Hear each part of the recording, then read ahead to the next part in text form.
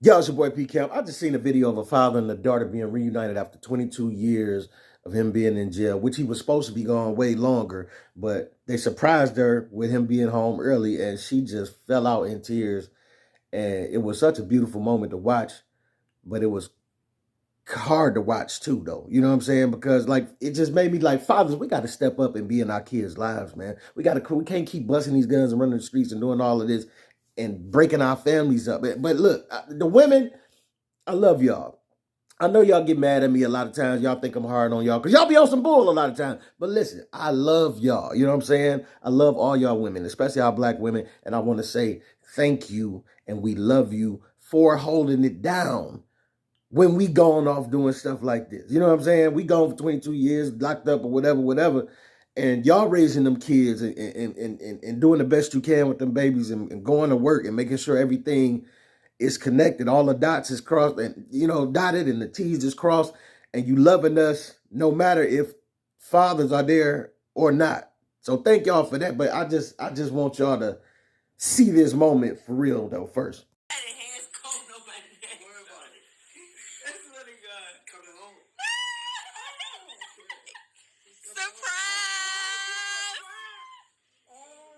Surprise, baby!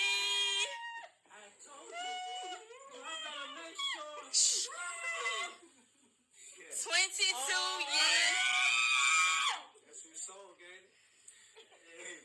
Just don't let her. Just don't let her hit her head.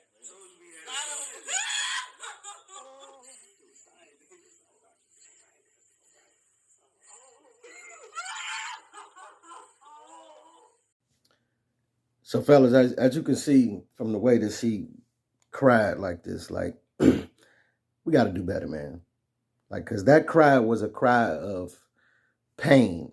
It was beautiful to watch, but it still was hurtful to watch too, because you could tell she really been missing her daddy. You know what I'm saying? And just off that, we got to do better, man. We can't keep putting our families in these positions. You know what I'm saying? Because we giving our kids daddy issues from doing stuff like this, and you can see that pouring out of her as she hugged her daddy. You know what I'm saying? And I get it, fellas. Like we trying to get this money. We taking these chances out in these streets trying to get this money. You know what I'm saying? The money ain't coming fast enough. You trying to get money for your family, and then you take some chances. But we got to think: is these chances really paying off? If we got to pay for it in the majority of our lives afterwards, you know what I'm saying?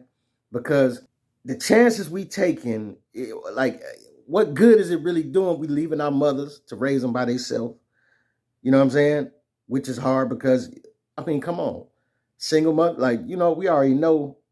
Listen, I want to say again, I appreciate y'all single mothers for doing what y'all do. You know what I'm saying? But that's hard right there. And then y'all already know, fellas, we hard on them too. You meet a chick that got 2-3 kids and come on. I already did a video talking about how being a stepfather is overrated. So if we meet a chick with kids and this, that, and that, we're not really trying to take them serious, which is going to equal more kids, you know what I'm saying? Because he's probably going to splash and dash and get on. So it's setting up a effect that ain't really good for nobody, you know what I'm saying? And then, fellas, I'm sure y'all know from firsthand the bitterness that you can experience from leaving the mother like this. She get bitter, she get mad, you know what I'm saying? And rightfully so. If you ain't in jail and you ain't trying to be around and this, that, and other, you ain't trying to take care of your kid, like, she get a grows of bitterness. And then she'll start to use that, to control what you doing in your life and how trying to make you miserable and this, that, and other. But it comes from a place of her being mad that you won't be there to help her with this, or you went to jail and you can't help her with this. It's just like Boosie brought up that he always see other rappers that he know they got kids, but he'll never see their kids with them. You know what I'm saying? And it's just like, one thing Boosie is a father. Boosie, it's hard for Boosie not to be a father. He got about 9, 10 kids, you know what I'm saying? So Boosie be stroking and doking, you know what I'm saying? But good, bad, or indifferent, like Boosie or love him, that's my dog, you know what I'm saying? But if you hate Boosie, it is what it is. But he's still a father. I don't agree with everything he does, but he's still a father. He's a good presence in his kid's life, a good masculine presence, black man that is in his kid's life, good, bad, or indifferent. Y'all, and mothers, y'all be trying to shield kids from certain stuff, but Kevin Hart went through this with his daddy. And it made for great content later on that made a lot of money for Kev, talking about his daddy. But sometimes when, mothers will try to shield you from everything that's going on, but you need it. You need it. Good, bad, or different. Outside of the extraneous, I know you don't want to, have your kid there with Kevin Hart, have her son there while Pop's lighting up and all of that. But it's just, I'm just saying, you shield them for what you can, but you want their daddies to be in their life in some form or fashion because they need that. And I'm trying to tell you, they really need it. But going through this, mothers can get real controlling with when they figure out you ain't trying to be there, or you ain't doing right, or you ain't doing everything they want you to do. Sometimes fathers do be trying to be there. And I know this, fathers, not personally, but I'm just saying I've seen it so many times where fathers do be trying to be there, but because you'd have moved on or got you a new girlfriend, now they want to use the kid, in those instances as well, because you got the bad instances like Kev Hart, but then you got the instances where they just want to control the kid and use the kid to be mad at you about your new girl, or you moving on with your life, or this, that, and other, and they make everything difficult.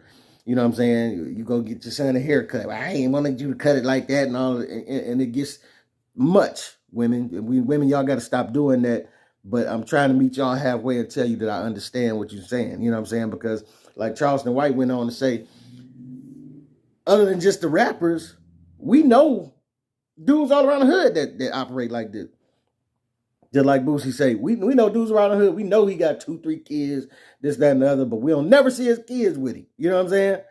And fellas, we got to do better about that, man. Like we don't never see you taking your son to go get a haircut. We don't never see you taking your son to the baseball game. We don't never see you taking your son to the store to go get some groceries.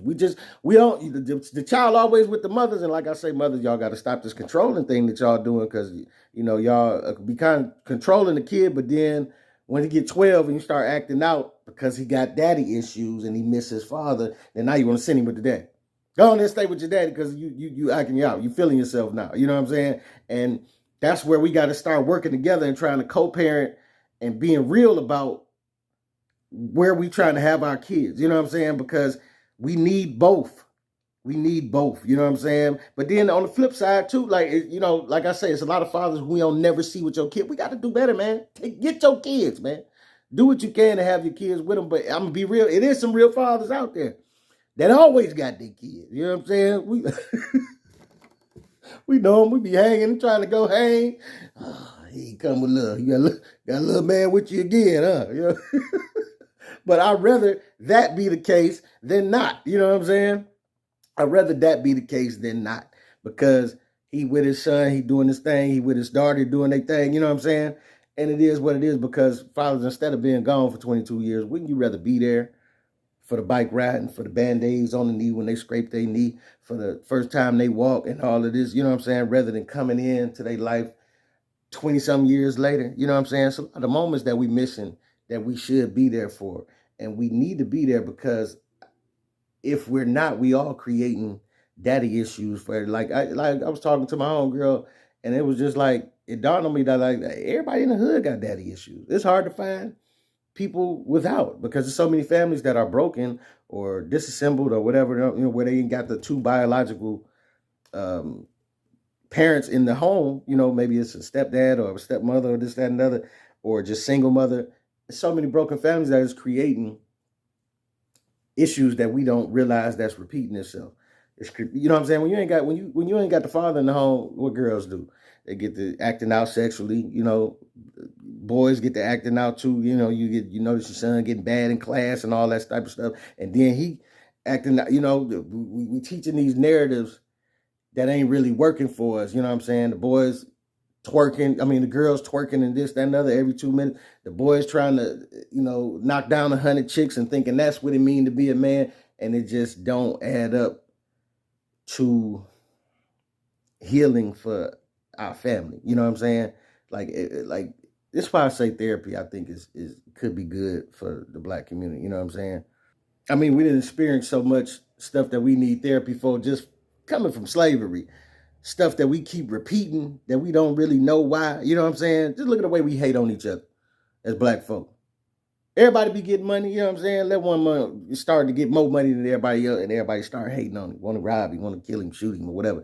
That's the stuff that been placed in us back in slavery, where they made us fight each other to the death just cause. You know what I'm saying? It's stuff that we repeating to this day that we don't know why we even doing it. You know what I'm saying? And I think this is some of the stuff that we be going through in our families, where girls is acting out and boys is acting out and repeating these things, and we're seeing the result of it, but we don't know why. We don't know why society then got us like this. We don't know why it's cool for 10-year-old girls to be twerking in the camera. We don't know why it's cool for 10-year-old boys to be pointing the blicky all in the camera and doing all of this. We don't know why we're repeating this goofy behavior.